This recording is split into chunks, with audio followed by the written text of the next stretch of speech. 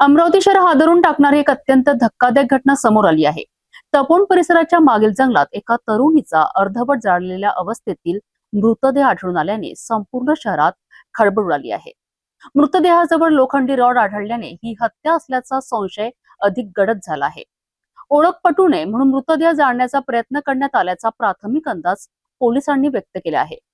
या प्रकरणामुळे परिसरात भीतीचे वातावरण निर्माण झाले असून पोलिसांनी तपासाची चक्रे वेगाने फिरवली आहेत। अमरावती शहरातील तपोवन परिसराच्या मागील जंगलात एका अंदाजे 20 ते 22 वर्षीय तरुणीचा अर्धवट जाळलेल्या अवस्थेतील मृतदेह आढळून आल्याने एकच खळबळ उडाली आहे।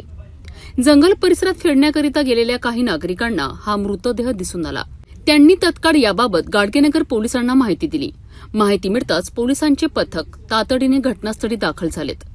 पंचनामा करताना पोलिसांना मृतदेहाजवळ एक लोखंडी रॉड आढळून आला।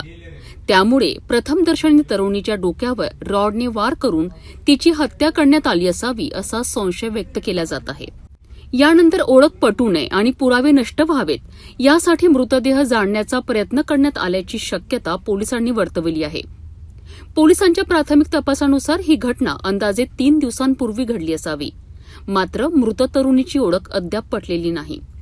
घटनेची गंभीरता लक्षात घेऊन पोलीस आयुक्त राकेश ओला, गाडगेनगरचे ठाणेदार गोरखनाथ जाधव तसेच फॉरेन्सिक तज्ज्ञांची टीम घटनास्थळी दाखल झाली। शॉन पथक आणि ठसे तज्ज्ञांच्या मदतीने महत्वाचे पुरावे गोळा करण्याचे काम सुरू आहे। आरोपीपर्यंत पोहोचण्यासाठी विविध पथके रवाना करण्यात आली असून पोलीस सर्व बाजूंनी तपास करीत आहेत। या धक्कादायक घटनेमुळे अमरावती शहरात भीती आणि संतापाचे वातावरण निर्माण झाले असून या प्रकरणाचा छडा लावण्याचे मोठे आव्हान पोलिसांसमोर उभे टाकले आहे।